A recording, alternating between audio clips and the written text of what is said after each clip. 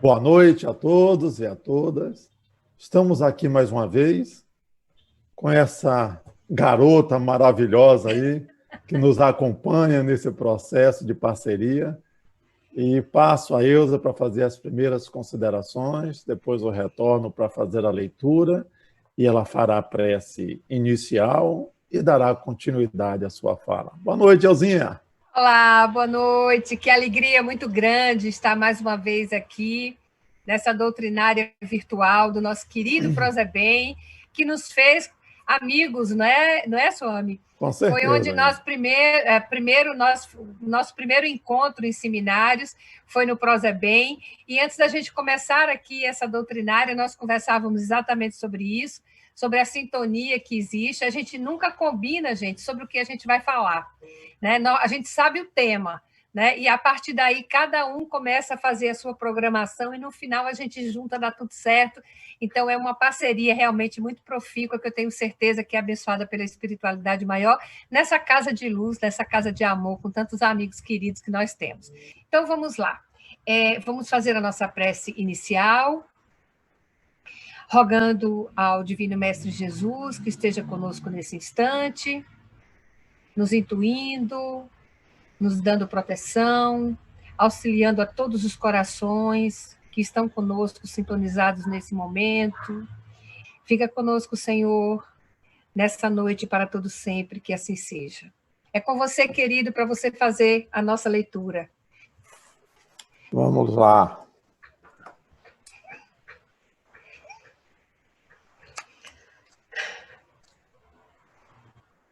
Renove-se a cada manhã.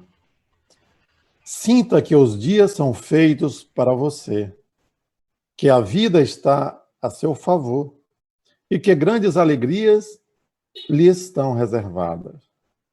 Quando você sente renovar-se e olha com esperança o dia e as horas, um novo mundo se lhe abre e mais fácil se torna resolver os problemas, agitar a bandeira da paz e plantar sementes de otimismo por onde andar e no que tocar.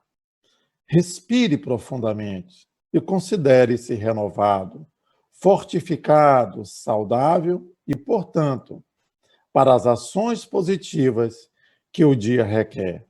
A sua renovação por dentro surte benefícios no que você traz para fora. E agora com vocês, nossa querida Elza. Com você, querida. Vamos lá. É sempre assim, né? Como diz essa leitura, a gente transforma de dentro para que nós possamos, fortificando por dentro, espargir esse amor, esse sentimento transformado, né, que nós temos dentro de nós e que deve ser para sempre a personificação desse evangelho maravilhoso, dessa luz divina que o Mestre Jesus trouxe para todos nós dentro da sua missão divina de entendimento e de compreensão. Bom, hoje a gente combinou de fazer um subtema dentro do tema geral para falar um pouquinho da mestra divina. Quem será essa mestra divina? Esse é um tema que Emmanuel vai tratar em Ceifa de Luz, lá no capítulo 32, a lição 32. Quem tem Ceifa de Luz depois pode acompanhar também conosco, onde Emmanuel ele vai trazer para nós a carta, a explicação sobre a carta de Paulo aos Efésios, capítulo 6, versículo 14, onde Paulo diz assim: estai, pois, firmes. Veja, é um estímulo, né? É algo de perseverança, tem algo de avante, de permanecermos ali, fincados, firmes nos nossos propósitos, com segurança, com entendimento. Então, é isso que Paulo quer dizer na carta aos Efésios, e Emmanuel vai tratar para a gente, nesse capítulo 32, de Ceifa de Luz, que eu queria ler, pedir licença a vocês para ler um trechinho para a gente fazer reflexão. Ó, aqui corrige, a lei reajusta, mais além aprimora. Então, o primeiro sentido que nós vamos entender é que essa mestra divina, que a gente vai já saber do que se trata, do que Emmanuel está falando, ela corrige, esclarece, reajusta e aprimora. Então, é uma sequência, né? Primeiro, ela faz a corrigenda necessária, depois, efetivamente, nós vamos ficar esclarecidos do para quê daquele evento, do para quê o surgimento daquela mestra divina. Depois, ela vai reajustar e, por fim, ela vai aprimorar os sentimentos humanos. E aí, Emmanuel completa dizendo, ela é incansável na marcha, cria e destrói para desconstruir ante as metas do bem eterno, usando aflição e desgosto, desencanto e amargura, para que a paz e a esperança e a alegria e a vitória nos facilitem mais tarde no santuário da experiência. Gente, nós estamos falando, alguém aí já adivinhou do que é? O Jorge já sabe, né? A gente já estava comentando aqui antes do início, a gente estava combinando aqui e fazendo da importância do burilamento desse processo, dessa mestra divina que se chama dor. Então, Emmanuel vai tratar a dor como sendo essa mestra divina que nós temos, né? É um processo que todos nós passamos. O som tá bom? Vocês estão ouvindo bem? Está ouvindo bem, Jorge?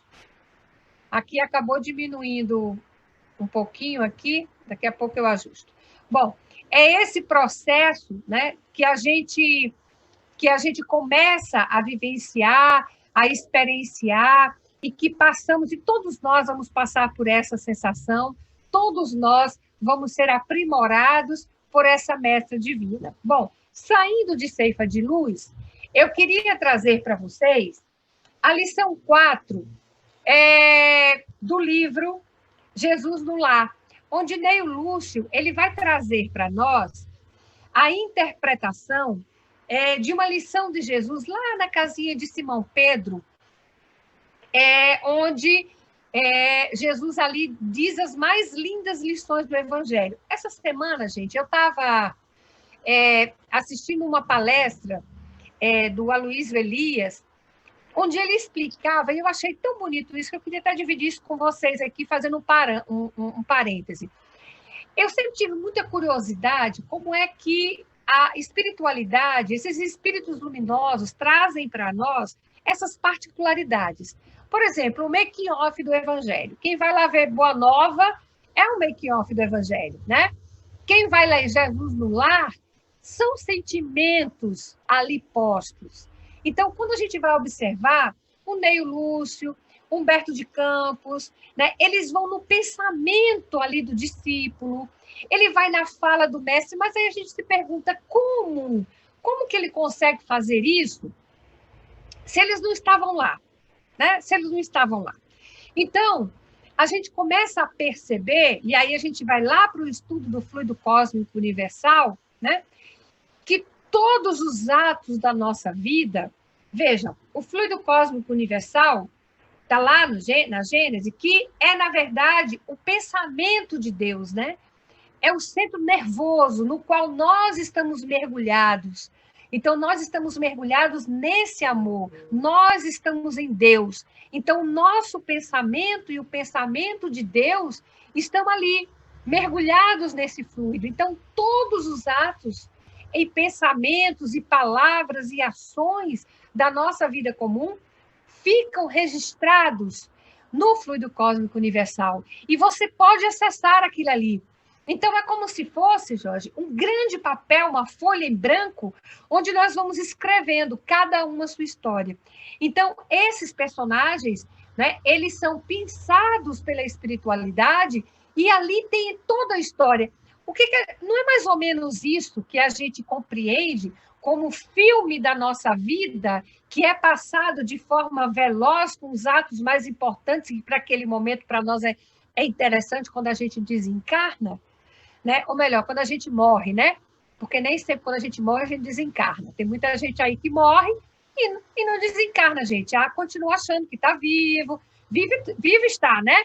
Mas continua que está vivo encarnado, né? Não compreende ainda que houve a morte biológica, a morte do corpo físico, então ainda permanece convivendo entre os vivos encarnados, achando que ainda está vivendo na carne, né? Então, por isso que não tem problema nenhum quando a gente diz assim, fulano morreu. Tá tudo certo, porque nunca a gente vai saber se ele desencarnou de verdade, né? Então, aqui a gente está falando desses espíritos luminosos que eles acessam essa informação que vai estar lá no fluido cósmico universal, né? E nós, grosseiramente, também temos esse acesso quando a gente morre.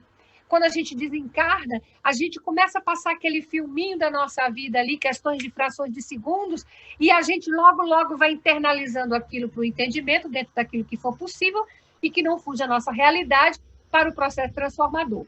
Então, é isso que a gente começa a compreender por que de tanta particularidade, né? Como é que esses espíritos colocam, a gente vai ler o Humberto de Campos e o Ney Lúcio. Então, nesse caso específico, Jesus está no lar, na casinha de Pedro, lá em Cafarnaum, onde ele reunia os seus apóstolos, e ali, gente, eles faziam uma espécie de evangelho no lar, um culto do evangelho no lar.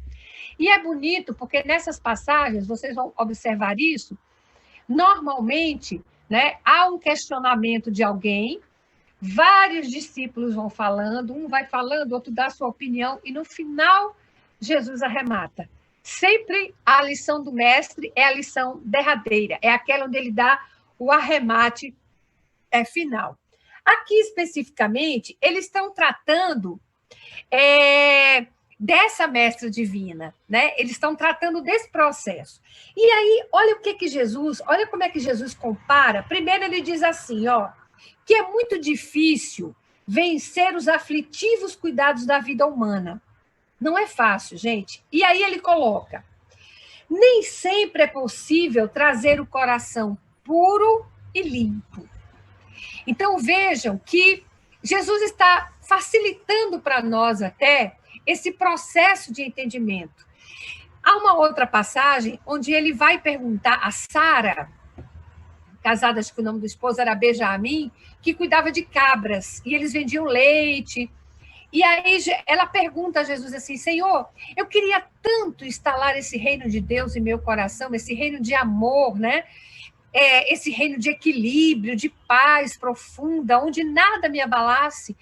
Quando o Senhor fala, eu fico ali tão intertida, né? Aquilo tudo para mim soa de uma forma tão bela, mas eu não consigo, porque logo, logo eu estou de encontro com as questões do mundo e aquilo quase que vai embora da minha mente, né? E aí Jesus faz uma pergunta para ela assim, você vende leite, Sara? Ela fala, vendo. O que você faz, né?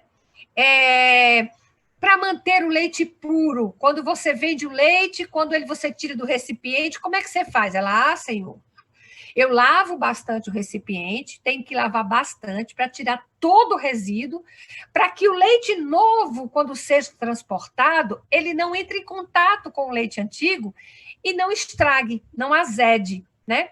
Então, é basicamente isso que Jesus aqui está trazendo, que não é fácil a gente querer manter esse coração puro e esse coração sem nenhum tipo de ódio ou revolta, né? O coração limpo, se a gente não tiver essa cautela da purificação. Mas não é um ato externo de purificação, qual faziam os sacerdotes da época de Jesus, né? Que eram rituais materiais, né? Rituais externos de purificação. Mas é um ritual de limpeza da mais alta de todas as capelas, que é burilamento dos sentimentos. Isso tem que existir, gente. Isso tem que existir na nossa vida, ao longo da nossa vida, e sempre. E sempre. Porque é isso que vai fazer com que nós nos transformemos. Só que tem pessoas que despertam para a necessidade da purificação desse vaso interno com o canto do pássaro, né? Como diz Humberto de Campos, como diz Emmanuel. Mas tem outras pessoas que tem que ser aquela bomba de breu, que a gente escuta, infelizmente, de vez em quando aqui no São João, né? Aquela bomba forte para despertar. Né? Então, é disso que a gente está falando, e por isso a gente chama de mestra divina. Né? É uma mestra porque não tem nada de errado nela. A dor faz um processo de burilamento que é necessário para o espírito.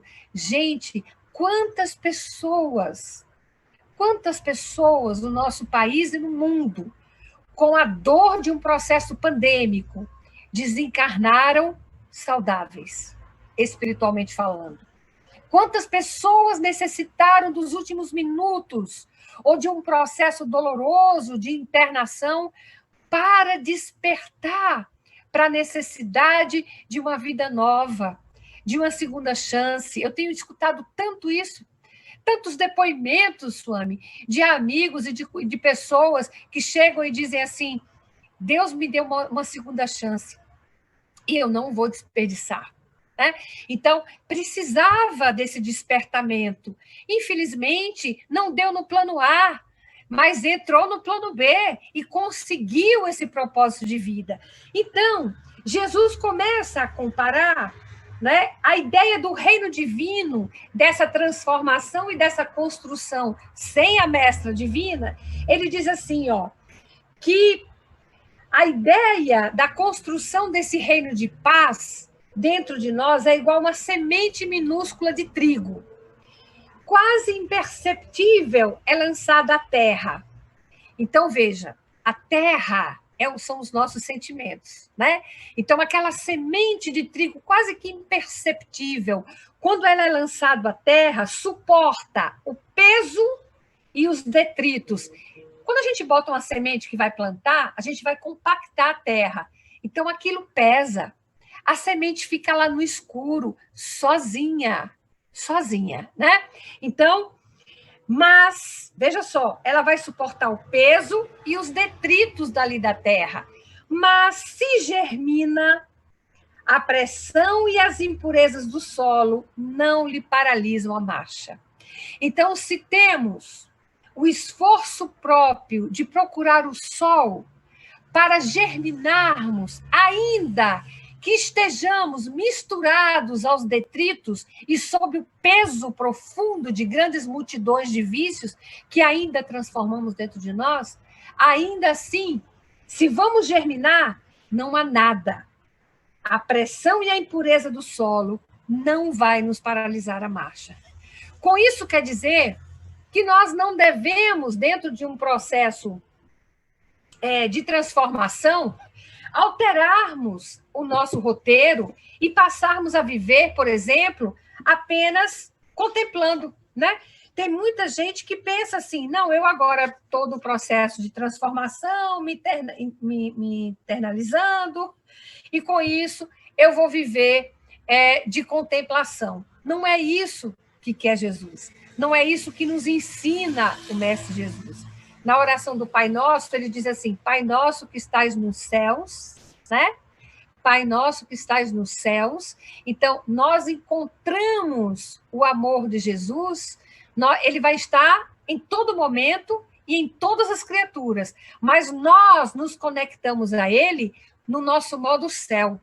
Quando a gente consegue vencer essas impurezas do solo e não paralisamos a nossa marcha. E para que estejamos no céu, onde iremos encontrar... Gente, não tem nada a ver com espaço circunscrito. É o estado de alma, o estado de elevação e de encontro maior. É preciso que reconheçamos Deus, o amor, como nosso.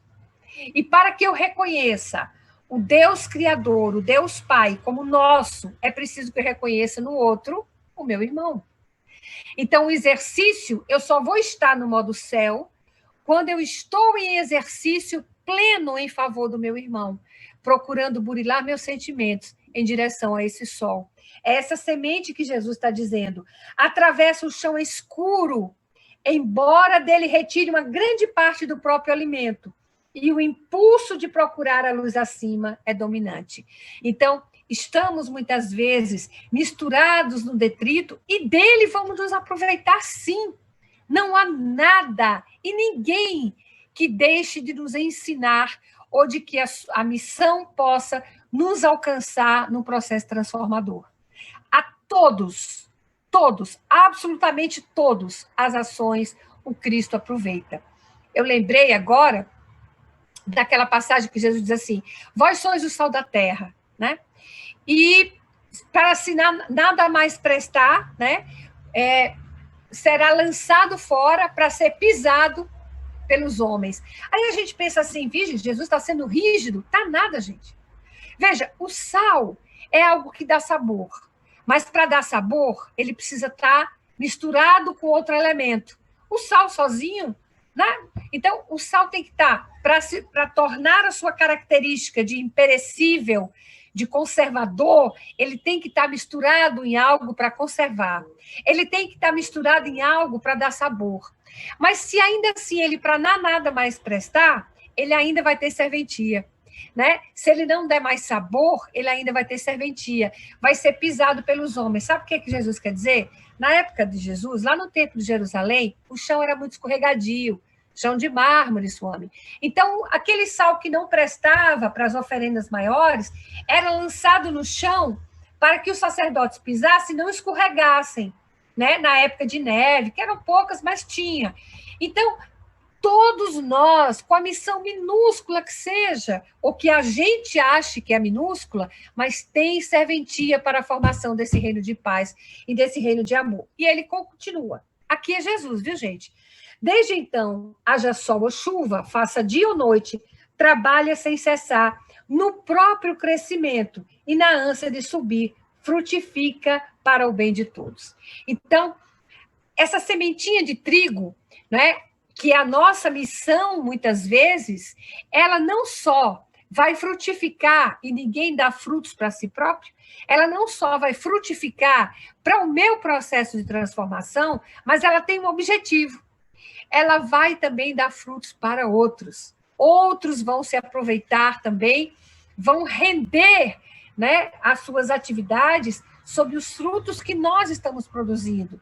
Porque senão, gente, é um sal, né? É aquele sal de que nada mais vale. Ainda assim vai ter uma serventia, mas o depósito maior que Jesus espera de nós, às vezes a gente simplesmente aborta, né? A gente sucumbe, a gente não aceita. E às vezes a gente diz assim, às vezes a gente ainda tem coragem de dizer assim, né, Jorge? Mas o Cristo é o Cristo, né? Eu não tenho condição de dar conta disso.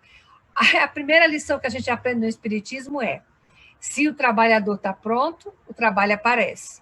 Então, uma premissa contrária também é verdadeira. Se o trabalho aparece, é porque o trabalhador está pronto. Né? Então, isso é natural. A gente não pode desertar. Né? E aí ele continua, já concluindo, dizendo assim: sabe que a maldade e a suspeita lhe rondam os passos, que a dor é ameaça constante, todavia, experimenta, acima de tudo, o impulso de ascensão e não mais consegue se deter. Quando a gente tem o porquê, não se pergunta mais para quê, porque a gente sabe como vai fazer. É disso que Jesus está falando. Quando a gente entende que a vida é muito mais do que esses 100 anos que a gente possa... A gente vai viver 100, né, Swami? Então, ou um pouquinho mais, 100 é o mínimo, né? Então, é muito mais do que esses 100 anos aí que a gente ainda... Pelo menos mais os 50 anos a gente vive, Jorge. E aí, o que acontece? É muito mais do que isso, gente. É muito amor para pouca vida, né?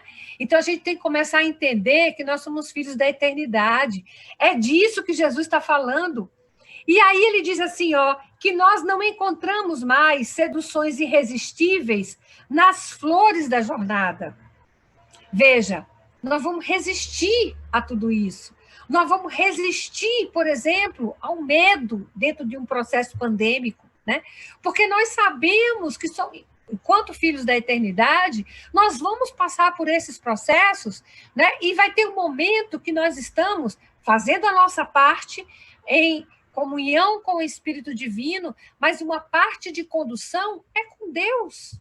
É com Deus. E nós nunca tivemos diante de um processo de necessidade de entrega absoluta. Não se tem parâmetros com relação a existência e a abordagem dessa mestra divina. Não se tem. Não se sabe o momento. Então, para aqueles que acham que tem o controle efetivo, porque tem companheiros que acham que não só tem o controle da sua vida, como ainda quer controlar a vida do outro. Mal sabe que nos momentos decisivos da nossa existência, né, nós não temos controle de absolutamente nada. A nesga de livre-arbítrio que nós temos é para a decisão do caminho a ser tomado, né? O caminho do amor, onde a mestra divina certamente irá nos ensinar ao longo da nossa jornada, mas sem nos ferir tão amargamente, ou seguir um caminho, às vezes de atalho, onde vamos construindo plantios de espinheiros, e teremos que voltar e voltar. E há pessoas que pensam, Swami, que eu vou aqui plantar espinhos, né? Estou plantando espinhos. Na outra reencarnação, eu volto e planto flores no lugar do espinho, está tudo certo. Não é assim não, amigo. O que vai acontecer, né? Você hoje cria as suas algemas atreladas à mestra divina, né? Que você vai colher mais para frente, porque a conta só fecha assim. Você vai plantar o que você quiser, mas você só vai colher exatamente o que você plantou.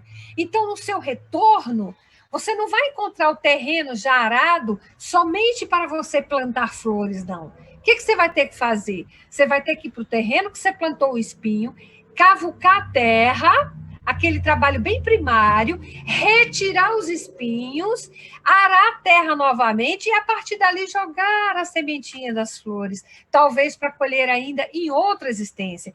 E eu te digo com sinceridade, amigo, arrancar espinho fere as mãos. Dói, não é fácil, né? Então, é disso que Jesus está falando, dessa colheita que nós temos a oportunidade e recebemos o terreno ali, ó, arado e pronto, e permeável. Eu só preciso jogar ali a semente das flores, mas eu ainda assim, teimando, resistindo, rangendo dentes, vou lá e permaneço com a minha visão, muitas vezes medíocre, de um processo imediatista, e vou lá plantando espinho, porque para mim é mais fácil. Então, é importante que saibamos dessa lição que Jesus está dizendo, que ninguém passa pela terra e não é fácil manter esse coração puro e esse entendimento dos processos da eternidade. E aí ele diz assim, aí vem a pergunta para a gente entrar na nossa mestra divina. Ó, o mestre silenciou por alguns momentos e, em razão disso, ele disse que, em razão disso, o discípulo guarde os pés encarcerado no lodo da terra, o trabalho infatigável no bem, no lugar onde se encontre, é o traço indiscutível de sua elevação. Então, embora nós mantenhamos os nossos pés, e lembrando que pés para Emmanuel, no Evangelho, significa sentimentos, embora os nossos sentimentos estejam encarcerados no lodo da terra, porque nós estamos vivendo com todas essas adversidades, por exemplo, agora a crise da pandemia, né? Então, embora os nossos sentimentos estejam misturados com tantos outros, com medo, com apreensão, né? Ainda assim, o trabalho infatigável no bem, no lugar em que nós nos encontramos, é o traço indiscutível da nossa elevação. É isso que Jesus está dizendo. Então, estamos no lugar certo, com as pessoas certas. Mas a minha família agora está aparecendo um monte de problemas, né? Um monte de coisa que não tinha, eu agora estou enxergando. Ótimo! É um processo transformador iniciando. É essa necessidade que a gente está tendo do momento de transformarmos, muitas vezes, a dor numa mestra de aprendizado, numa mestra divina. E aí, gente, vem a pergunta lá do nosso Simão Pedro. Ele diz assim, Senhor, o senhor falou aí da semente que busca o sol. Ótimo. Mas o que a gente vai fazer com aquela semente que dorme? Olha só. Olha a pergunta de Pedro, se não é próprio. O que a gente vai fazer com os nossos irmãozinhos, conosco, né? Quando a gente está ali dormitando, distraído, como se nada tivesse acontecido e como se só tivéssemos essa existência, ou simplesmente dizendo, eu vou resolver na próxima, né? De uma situação bem cômoda. Olha o que Jesus vai dizer. Isso é importante, gente. Guardarão consigo preciosos valores. Este Simão representam sementes que dormem. Apesar de projetadas no seio dadivoso da terra, guardarão consigo preciosos valores dos céus, mas jazem inúteis por muito tempo. Então, estamos com os mesmos dons, com o mesmo projeto divino. Todos nós nascemos com esse projeto divino para a nossa vida, né? Todos nós temos esse projeto em nós, mas alguns dormem e ainda passam reencarnações inteiras adormecidos, sonolentos, distraídos. Aí Jesus diz assim: estejamos, porém, convictos de que os aguaceiros e furacões passarão por eles, renovando-lhes as posições no solo, e elas germinarão, vitoriosas um dia. Viram porque aguaceiros e furacões são as nossas dores, são mestras divinas, para que nós aprendamos nesse processo evolutivo e germinemos, vitoriosos um dia. Nos campos do nosso Pai, há milhões de almas assim, aguardando as tempestades renovadoras da experiência, para que se dirijam à glória do futuro. Auxiliemo-las com amor e prossigamos por nossa vez, mirando à frente. Então, é esse o processo. É isso que nós temos que ter em mente. Não vamos esperar furacões, não vamos esperar aguaceiros, né? O sol, como disse Jesus, ele nasce para os justos, né? O sol desponta para os maus e bons, e cai chuva sobre justos e injustos. Isso é bonito, né? Porque o sol, gente, é o que tudo faz germinar. Então, Deus faz, o amor divino faz com que esse sol da imortalidade, que Jesus é o nosso sol da imortalidade, ele apareça sobre maus e bons, né? Por que vêm os maus primeiro? Porque Jesus veio para estes. Jesus veio para os doentes, para os necessitados. Então, o sol primeiro nasce para os maus, depois vai para os bons. E a chuva cai sobre justos e injustos. Então, muitas vezes, os processos dolorosos chegam também para os justos, porque a gente pensa assim, às vezes, né, sua mãe diz assim, uma fulana é uma pessoa tão boa, e foi acontecer isso com ele, né? Às vezes, gente, os justos, esses que compreendem, esses que seguem a lei do amor, né? Justiça, caridade, aquele que está lá nas características do homem de bem, estes suportam. Estes são os aflitos a quem Jesus promete a bem-aventurança, porque serão consolados, porque suportam as dores com resignação. Por isso, chuva e furacão primeiro vem para os justos e depois para os injustos, porque esses aflitos, verdadeiramente aflitos, de que fala o Evangelho segundo o Espiritismo e de que fala Jesus lá no capítulo 5º, nas bem-aventuranças, esses verdadeiramente são os resignados, que entendem e que conseguem chamar a dor de mestra divina. É com você, querido Swami, para que você possa aí dar um arremate geral. Swami tem mania de dizer assim, gente, quando a gente faz seminário junto, ele diz que eu fiz o aperitivo e você veio com o prato principal. Agora sou eu que vou te dizer isso, viu? A gente deu só um aperitivo, só uma entradinha agora, e vocês vão ter o prato principal, aqui o prato quentíssimo com o nosso querido Swami. Fala aí, amigo. Oi, Elza, obrigado pela participação, pelas belíssimas palavras, tá? Me lembrei quando você falou de Jesus em Ará, ele dizia também, né? Ará é amar, né? E como que foi importante essas colocações?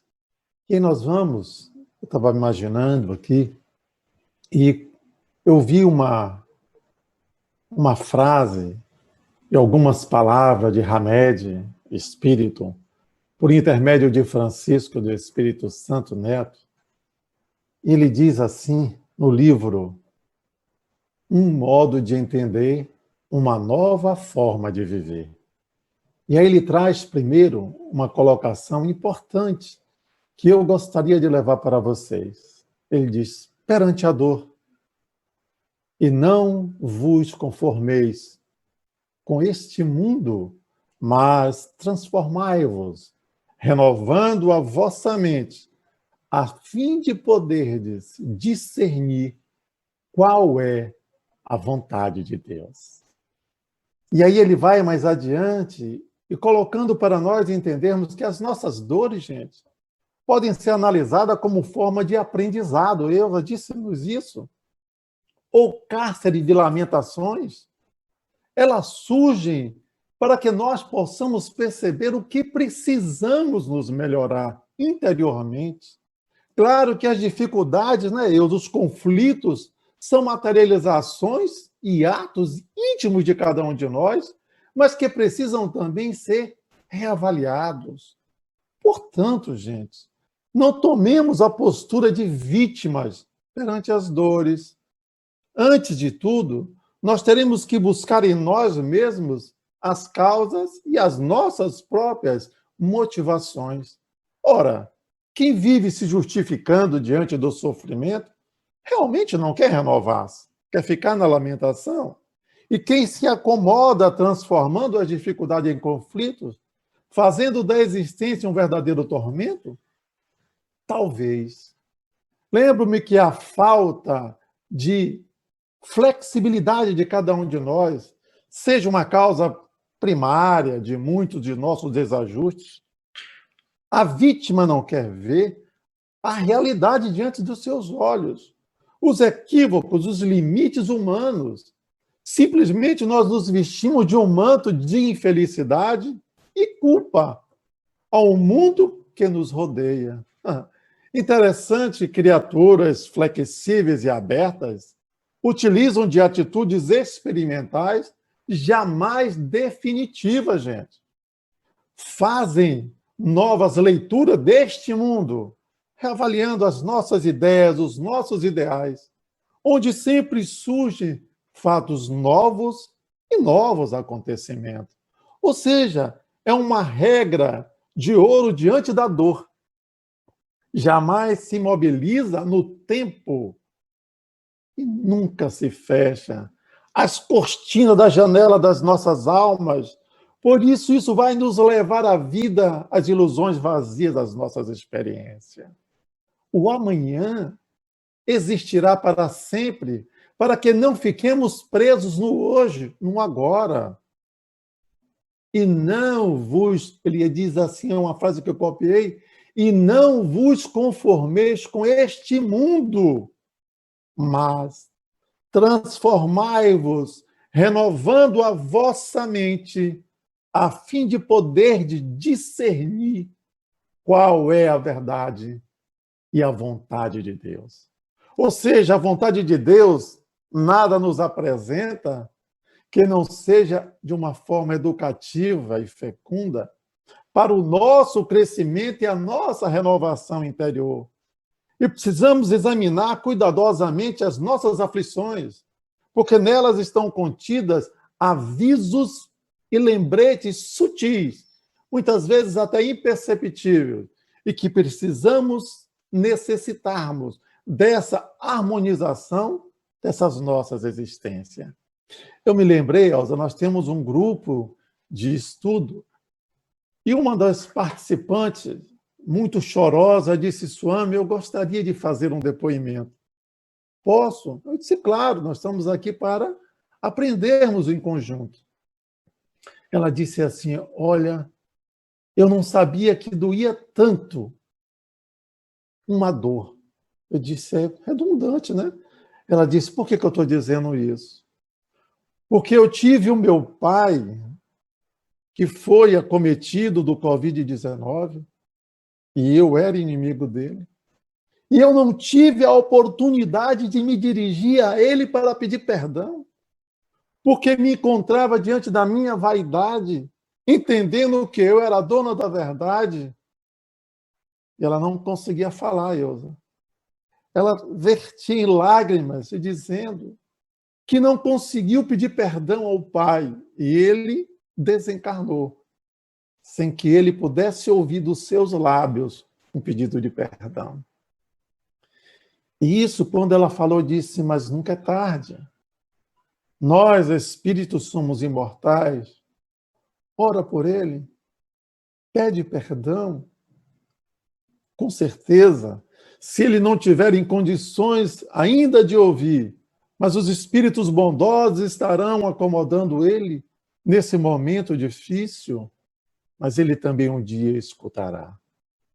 Pede perdão a ti por ter tido a oportunidade do reconhecimento, de sair das penumbras da tua vida para enxergar diante dos seus olhos o verdadeiro sentimento de amor. E isso para ela foi assim um acalento. Ela estava aturdida, pensando milhões de coisas em até destruir a própria vida, no sentido que pudesse encontrar-se com ele. Eu disse, isso não vai ser possível, porque nós estamos em escalas diferentes de evolução. Ele poderá testar mais ou menos do que ti, e não existe essa possibilidade ainda. Então não tire e não pense jamais em cometer esse suicídio. Então nós ficamos nos perguntando, Wilson, o que é a dor? E será que existe somente a dor física? E por que não incluímos nessa dor do nosso repertório das grandes possibilidades? E podemos imaginar que é Deus que cria a dor? É o próprio homem carrega em si algumas funções positivas ou negativas? E quando as dores estão relacionadas ao corpo físico, muitas vezes ela se torna perceptível. Mas em relação às dores morais, cujas sensações igualmente desagradáveis ou penosas de padecimento, mágoa e de pesar e amargura, ocorre no íntimo de cada um de nós. E muitos de nós ainda não conseguimos enxergar, como Ilza bem colocou. Nós imaginamos exatamente só a dor física, porque nos acomodamos com o efeito da dor moral, porque como ela não me incomoda na dor física, imaginamos que estamos corretos, porque dentro desse processo vai a nossa vaidade, o nosso orgulho do entendimento, que nós consideramos grande parte, né? A maioria das pessoas ainda não se conscientizaram desse sentido metafísico da vida no nosso planeta, porque muitas sequer compreendem com a devida profundidade a extensão, os múltiplos aspectos e ocorrências que diz respeito à nossa própria realidade. Busquemos, meus queridos irmãos, não a sofreguidão, as alegrias, o prazer físico ou material, e bem como as satisfações imediatas, porque elas são passageiras. Busquemos, obviamente, considerar uma bênção a ausência, assim, dos problemas do cotidiano, do dia a dia. Por enquanto, tudo nos preocupa diante do processo material, mas que muitas vezes foge ao nosso entendimento moral através do amadurecimento que precisamos entender. Ora, devido ao fato da dor não fazer parte do nosso repertório de possibilidades, porque também não estão predispostas a reflexões, muitas vezes, um tanto mais sérias e profundas, quanto à sua natureza transcendental, quando nos deparamos com as aflições mais intensas e sofridas, mais pungentes. E aí vem o despertar da consciência. Ou muitas vezes nos revoltamos ainda mais, porque não estamos ainda preparados para entender esta dor. Aí muitas vezes nós nos perguntamos, a dor física ou moral pode possuir em si alguma função positiva? Ora, não. Nos seria mais conveniente a sua inexistência? Quem cria a dor? Deus ou o próprio homem? Aí eu fui buscar a Gênese, na parte os milagres e as predições, do Kardec, e ele traça que eu gostaria de pedir permissão para ler, para que a minha mente e as minhas palavras não ofusquem o brilho desse texto maravilhoso. Ele nos diz assim: devendo o homem progredir, os males, os quais estar exposto, são um estimulante para o exercício da sua inteligência, de todas as suas faculdades físicas e morais, iniciando-a na pesquisa dos meios para deles subtrair-se. Se não tivesse nada a temer, nenhuma necessidade o levaria à procura dos meios. Seu espírito se entorpeceria na inatividade, não inventaria nada e não descobriria também nada. Ele fecha com a seguinte frase: a dor é o aguilhão que impele o homem para a frente no caminho do progresso. Quando eu li isso, eu disse, então, para que nós possamos progredir, eu tenho que sofrer, sentir a dor? Não necessariamente, meus queridos irmãos. Mas se não seguirmos os ensinamentos de Jesus, a dor vem como um fato exatamente para nos impelir à frente, a caminho do progresso. Então, Deus nos dá o frio de acordo com o cobertor que nós temos, para que nós possamos entender esta magnitude da vida. E aí eu me recordo também de Chico em Nosso Lar, quando ele diz que dessas palavras, acima, podemos afirmar que aquilo que mais incomoda uma pessoa é que pode lhe prestar maiores benefícios, porque nos impelimos às outras descobertas, e dentro dessas descobertas, nós buscamos uma mudança interior, uma mudança de comportamento, que muitas vezes passamos anos a fio, sem nos apercebermos que precisamos mudar. E as nossas tendências nos tornam cada vez mais acomodados. E é por isso que muitas vezes a dor vem como sinal de evolução, para que nós possamos entender, quando André Luiz diz assim, dor para nós significa a possibilidade de enriquecer a alma. E mais uma vez eu digo, então temos que sofrer? Também não, gente.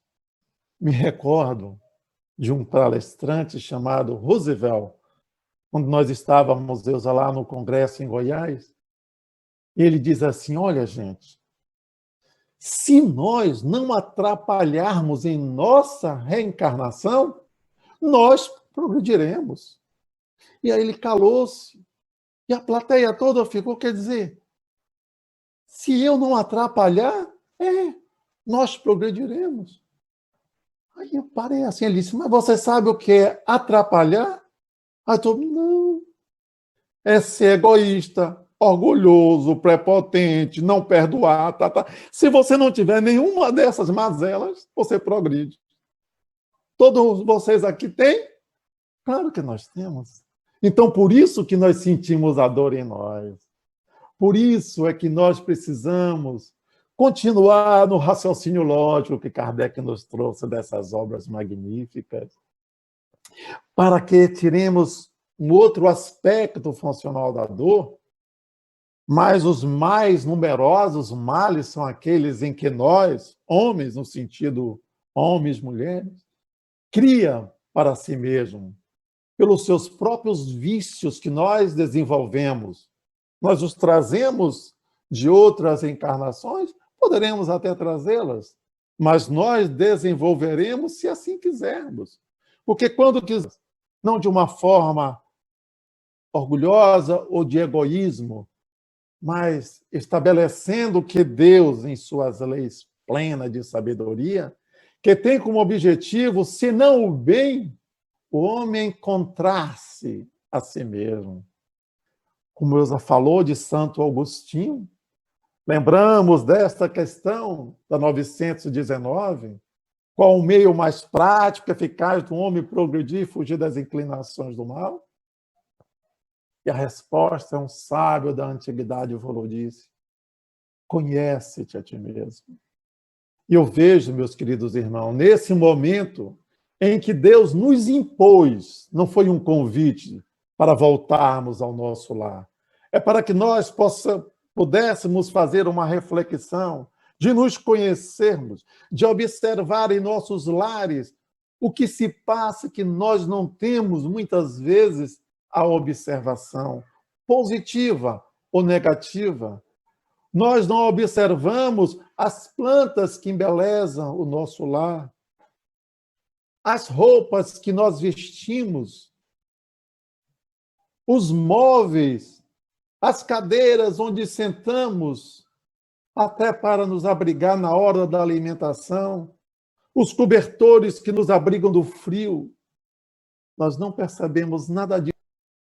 O verdadeiro significado de ser pai, de ser mãe, de não deixar que a dor da ignorância, ou muitas vezes da incredulidade, pelos processos dos desígnios do Pai, tome conta da nossa vaidade, do nosso orgulho, e muitas vezes motivado pelo desejo de poder, dizem alguns, mas não é o meu caso, e muitos outros também acreditam que não, de Eusa, de Idri, é que nós estamos aprisionados. Claro que nós não estamos, porque nós estamos tendo a oportunidade de estudar muito mais, né, Eusa?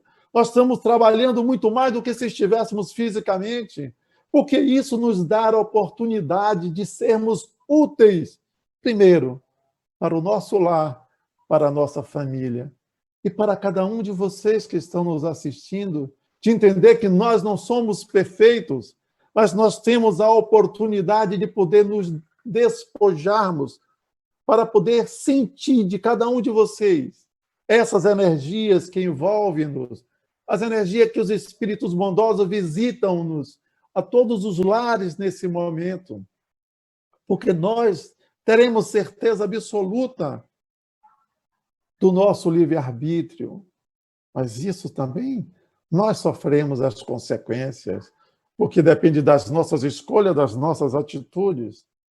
Ou seja, gente, viver com prazer e desejo, todos nós queremos. É óbvio que ninguém em sua sã consciência quer dar dor para si, e muito menos para os seus amados. Eusa pode dizer para os seus filhos como a mãe, o pai sofre ver um filho doente, não é? De não poder levar ali o remédio para ter a tua cura, e necessita de um terceiro, da medicina, para poder trazer o remédio para curar os seus males. Então, são dores diferenciadas que nós sentimos, porque a dor de mãe, eu imagino, a dor de Maria Santíssima, a ver o seu filho diante da cruz, que só praticaram o bem, que trouxe para cada um de nós essa essência brilhante. Mas nós ainda precisamos, meus queridos irmãos. E para encerrar, eu queria trazer da obra Ação e Reação, quando André Luiz enfatiza, me permitam ler também, as nossas manifestações contrárias à lei divina, que é invariavelmente o bem de todos, são corrigidas em qualquer parte. Há, por isso, expiações no céu e na terra. O Senhor transforma o veneno dos nossos erros em remédios salutares para o resgate das nossas próprias culpas. Aprende a sofrer com humildade para que a tua dor não seja simplesmente um orgulho ferido. E é isso, meus queridos irmãos. Agradeço a essa querida parceira, amiga, que inspiro. Não, querida, é nós. Oh, obrigada, Suami. Você é sempre uma simpatia. Agradecida por essas palavras maravilhosas. Esse final foi espetacular. Realmente, sofremos com resignação é uma prova de diminuição do nosso orgulho. Por isso, nas bem-aventuranças, o bem-aventurados os aflitos, né? Ele vem depois do bem-aventurados os pobres de espírito, porque são aqueles que são humildes, né? Então, somente aqueles que têm a humildade de reconhecer nessa mestra divina que é a dor no processo transformador, consegue derramar e desidratar pelo suor das lágrimas, mas com resignação, com paciência e, sobretudo, com esperança em dias melhores. Meu companheiro, muito obrigada por estarmos mais uma vez aqui reunidos. Obrigada ao Prozebem. Drica, um beijo bem grande. Ela é a nossa consciência, eu digo que ele é a nossa consciência íntima, né, Swami? Com certeza. Então, Grande abraço a todos. Vamos à nossa prece, fazer né, a nossa Jorge? prece final. Já estamos em cima da hora também, né? Senhor da vida, amigo de todas as horas, gratidão, Senhor, pela oportunidade que nos deste de beber na fonte dos teus ensinamentos, agradecendo a espiritualidade amiga pela presença, pelas intuições, para que nós pudéssemos levar a todos vocês os ensinamentos de Jesus. Que Deus, na tua infinita misericórdia, permaneça sempre em nossos corações, hoje, agora e sempre. Paz em nossos corações. Até a próxima, queridos amigos.